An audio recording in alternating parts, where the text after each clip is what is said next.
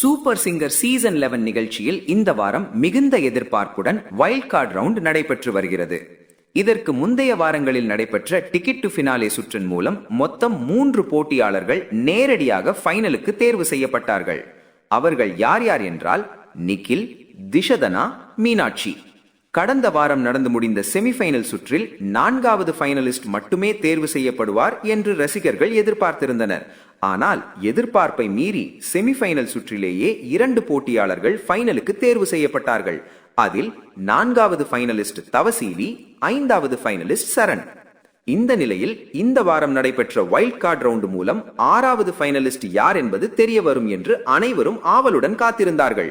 ஆனால் எலிமினேஷன் சுற்றில் உள்ள போட்டியாளர்கள் அனைவரும் இன்னும் பாடி முடிக்காத காரணத்தால் 6வது ஃபைனலிஸ்ட் யார் என்பது அடுத்த வாரம் சனிக்கிழமைதான் அதிகாரப்பூர்வமாக அறிவிக்கப்படும் என்று தகவல் வெளியாகியுள்ளது.